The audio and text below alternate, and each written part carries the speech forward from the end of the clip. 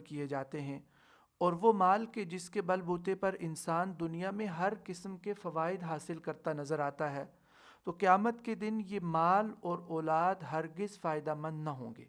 قیامت کے دن جو شے نفع مند ہوگی وہ صرف قلب سلیم ہے۔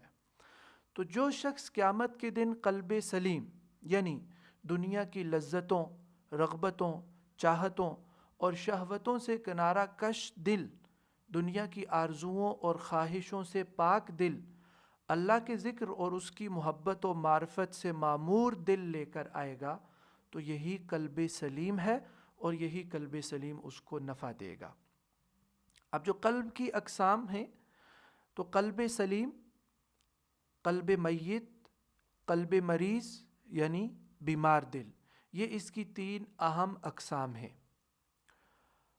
اب اگر انسان کی جو شخصیت کے بنیادی جواہر ہم نے شروع میں ذکر کیے، تو اس کے حوالے سے اگر ہم تھوڑی سی گفتگو کریں کہ جو دل ہے یعنی قلب، یہ نفس اور روح کے 2 کناروں کے درمیان ہے۔ یعنی نفس، انسان کا نفس، انسان کی خواہشات، اور اسی طرح روح جو اللہ کا امر ہے، اور اللہ نے اس حضرت انسان میں روح داخل کی، تو اس کے دونوں کناروں کے درمیان انسان کا دل ہے۔ یعنی یہ آپ اس کو یوں تصویر اس کی بنا سکتے ہیں کہ یہ نفس ہے اور یہ روح ہے، اور اس کے درمیان یہ دل ہے۔ تو دل کے ایک طرف نفس ہے جو برائی، شہوتوں، رغبت اور منفی خصوصیات کا منبع ہے۔ اس کی اصل حالت اماریت ہے، یعنی برائی کی دعوت دینا، جیسا کہ سورہ یوسف میں ان النفس لامارۃ بالسوء، یہ جو نفس امارہ ہے یعنی بہت زیادہ برائی کا حکم دینے والا۔ تو گویا نفس اس دنیا کے اغراض، مادی لذتوں اور اندھیر نگری کا نمائندہ ہے۔ دل کی دوسری طرف روح ہے۔ روح ملأ اعلیٰ کی نمائندہ ہے۔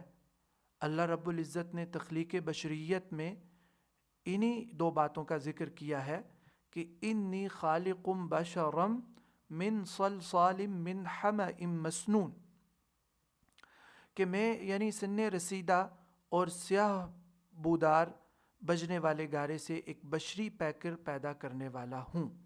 یعنی وہ مادہ کہ جس سے انسان کی تخلیق ہوئی، اس میں سیاہ اور بدبودار ہونے کے ساتھ ساتھ اور بھی بہت سے منفی رجحانات پائے جاتے ہیں۔ تو ان تمام منفی رجحانات کا حامل پیکر بشریت وجود میں لا کر فرمایا فَإِذَا سَوَّيْتُهُ وَنَفَخْتُ فِيهِ مِن رُّوحِي فَقَعُوا لَهُ سَاجِدِينَ، کہ پھر جب میں اس کی ظاہری تشکیل کو کامل طور پر درست حالت میں لا چکوں، اور اس پیکر یعنی بشر یعنی انسان کا باطن ہے، اس میں اپنی نورانی یعنی روح پھونک دوں، تو تم اس کے لیے سجدے میں پڑ جانا، اس کے لیے سجدہ کرنا۔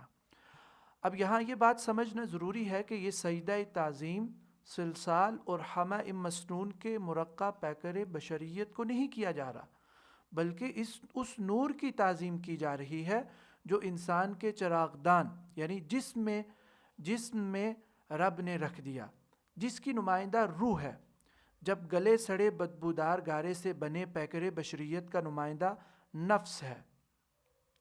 تو خصوصیات کے اعتبار سے نفس منفی رجحانات کا، جبکہ روح عالم انوار اور عالم تجلیات کی منبع ہے۔ نفس اس دنیا کا نمائندہ ہے، جبکہ روح مالا اعلیٰ، عالم ملکوت، عالم جبروت اور عالم لاہوت کی، یعنی رب کائنات نے اس دل کو ان 2 نمائندوں کے درمیان رکھ دیا۔ نفس پر یعنی نفس بھی دل پر اثر انداز ہوتا ہے اور چاہتا ہے کہ دل میری طرح بن جائے، جبکہ روح بھی کوشش کرتی اور اثر ڈالتی ہے کہ دل میری طرح بن جائے۔ نفس چاہتا ہے کہ بندے کا دل ناسوتی بن جائے، جبکہ روح کہتی ہے کہ ملکوتی بن جائے۔ نفس چاہتا ہے کہ یہ دل ظلماتی دل بن جائے، جبکہ روح دل کو نورانی بنانا چاہتی ہے۔ نفس چاہتا ہے کہ یہ دنیاوی خواہشات و شہوات کے ساتھ معلق رہے، جبکہ روح چاہتی ہے کہ یہ عالم جبروت، اللہ کی قربت اور اس کی بارگاہ کی لذتوں اور راحتوں کے ساتھ جڑا رہے۔ نفس چاہتا ہے کہ دل دنیا کی لالچ میں گم رہے، جبکہ روح چاہتی ہے کہ یہ الستُ بربکم کی آنے والی پیاری آواز کے جواب میں ہمیشہ قالوا بلا کہتا رہے۔ نفس اور روح دونوں دل کو اپنی اپنی طرف کھینچتے ہیں۔ اگر نفس بازی جیت جائے تو دل مریض اور مردہ ہو جاتا ہے، اور اگر اس جنگ میں جیت روح کی ہو جائے تو دل زندہ اور قلب سلیم ہو جاتا ہے۔ دل جس میں انسانی کی سلطنت کا تخت ہے، روح چاہتی ہے کہ یہاں میری حکومت ہو، تاکہ دل کے عرش پر مالائے اعلیٰ کے انوار اتریں، فرشتوں، تجلیات، الہامات، برکات اور حسنات کا نزول ہو۔ دل سے ایسا دروازہ کھلے جس کا تعلق آسمانوں سے ماوراء عرش تک کی دنیا سے جڑ جائے، اور عالم بالا میں ہونے والی صدائیں اسے سنائی دیں۔ جو مناجات اور ذکر و اذکار ملائکہ کرتے ہیں، اس کی بازگشت دل میں بھی سنائی دے، تاکہ بندہ چلتا تو فرش پر ہو مگر اسے کیفیت عرش کی حاصل ہو۔ جبکہ نفس چاہتا ہے کہ دل مریض ہو جائے، اس کا تعلق مالائے اعلیٰ سے کٹ جائے، عالم انوار سے اس کا تعلق کٹ جائے، اور یہ اندھیری دنیا میں رہے، حرص و ہوس کی دنیا میں رہے، زیب و زینت اور آرائش دنیا کا ہو کر رہے، اور تباہی اور بربادی کا شکار بنے۔ روح چاہتی ہے کہ قلب کے تخت پر حکومت الہیہ قائم ہو، جبکہ نفس چاہتا ہے کہ شیطانی حکومت قائم ہو۔ گویا یہ نفس اور روح کی ایک جنگ ہے۔ اب قلب سلیم کی علامات کو اگر ہم دیکھیں تو اس کی جو سب سے پہلی اور اہم علامت ہے وہ ہے اللہ کی یاد میں مصروف رہنا۔ دوسرے نمبر پر اللہ کے احکامات کی پیروی کرنا۔ تیسرے نمبر پر عدم اطاعت پر اظہار تعسف۔ چوتھے نمبر پر دنیا کے غموں سے بے نیازی۔ پانچویں نمبر پر غم الہی کا غلبہ، اور چھٹے نمبر پر یہ ہے کہ خلوص اور صدق نیت۔ اب قلب سلیم کا حصول کیسے ممکن ہو سکتا ہے، تو اس کے حوالے سے دو اہم باتیں آپ کے سامنے رکھوں گا کہ اس میں سب سے پہلی چیز ہے صحبت صالحہ۔ نیک لوگوں کی صحبت، اس سے قلب سلیم کا حصول ممکن ہو سکتا ہے۔ اور دوسرے نمبر پر ہے حسن نیت، اپنی نیت کو درست رکھنا، جو بھی کام کیا جائے وہ اللہ کی رضا کے لیے کیا جائے، اللہ کو خوش کرنے کے لیے کیا جائے، تو اس سے انسان کو قلب سلیم کا حصول ممکن ہو سکتا ہے۔ اب اس میں جو اہم چیزیں سامنے آپ کے رکھیں کہ صحبت صالحہ اور حسن نیت، تو صحبت کے اثرات کو اگر ہم دیکھیں، اگر دنیا داروں کی مجلس و صحبت میں بیٹھنا شروع کریں گے تو رفتہ رفتہ یہ مجلس آپ کے دل میں دنیا کی محبت اور رغبت پیدا کرے گی۔ اگر فقراء کی مجلس میں بیٹھیں گے تو دل میں اللہ کی فکر آئے گی، غریبوں کی مجلس میں بیٹھیں گے تو دل میں اللہ کا شکر آئے گا اور اللہ کی نعمتوں کی یاد دہانی ہوگی۔ اگر بادشاہ، امراء، وزراء اور سلاطین کی مجلس میں بیٹھیں گے تو دل میں تکبر، سختی اور رعونت آئے گی۔ عورتوں کی مجلس میں بیٹھا جائے گا تو دل میں شہوت پیدا ہوگی۔ اسی طرح غافل، گنہگار، فاسق، دائمی شرابی اور اسی طرح گنہگار لوگوں کی صحبت میں بیٹھیں گے تو پھر یہ دل گناہ کرنے پر آمادہ ہوگا۔ صالحین کی مجلس میں بیٹھیں گے تو عبادتوں کا شوق پیدا ہوگا، اللہ کی یاد پیدا ہوگی، آخرت کا خوف اور خشیت پیدا ہوگی۔ علماء اور صالحین کی مجلس میں بیٹھیں گے تو علم آئے گا۔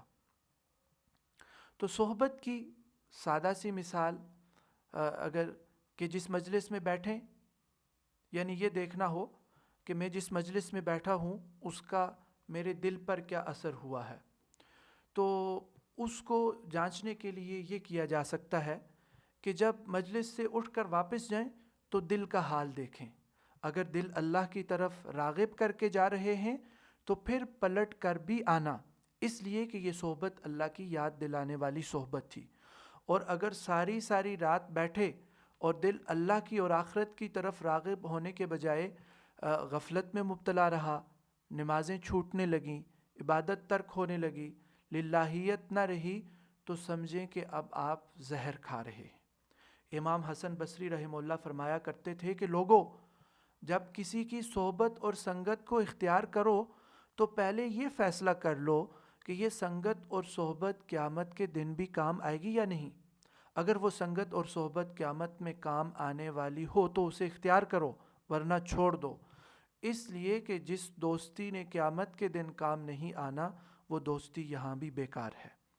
ایسی مجلس میں بیٹھیں جہاں دل کی زندگی کا خیال رکھا جائے، جہاں دین کی فکر ہو، آخرت کی فکر ہو، اصلاح کی بات ہو، نیکی اور بھلائی کی بات ہو، اللہ کا ذکر، اللہ اور اس کے رسول صلی اللہ علیہ وسلم کی محبت اور دین کی بات ہو۔ اگر مجالس کے ایسے موضوعات ہوں تو دل زندہ ہوگا۔ دل کو زندہ یا مردہ کرنے کا پہلا علاج صحبت ہے۔ ایسی صحبت اختیار نہ کریں جس میں برائی کی بات ہو۔ جو شخص دوسرے کی برائی دیکھتا ہے وہ مرتے دم تک اپنی برائی نہیں دیکھ سکے گا، اسے ایک ہی برائی نظر آئے گی، اپنی یا دوسرے کی۔ جن کو آخرت کی فکر ہوتی ہے وہ صرف اپنی برائی دیکھتے ہیں، انہیں دوسروں کی برائی کا فکر ہی نہیں ہوتا۔ اب دوسری چیز قلب سلیم کے حصول کے حوالے سے حسن نیت ہے۔ تو صحبت صالحہ کے بعد دوسری بڑی عام چیز جو سلامتی قلب اور دل کو زندہ رکھنے کے لیے ہے وہ حسن نیت ہے۔ حسن نیت مومن کے عمل سے بھی زیادہ اعلیٰ اور قیمتی چیز ہے۔ اگر ہم قلب سلیم کے حصول کے لیے صحبت صالحہ اور حسن نیت کو اپنا لیں تو ہمارا دل بھی قلب سلیم کے درجے پر فائز ہو سکتا ہے، اور پھر یہی قلب سلیم ہمارے لیے روز قیامت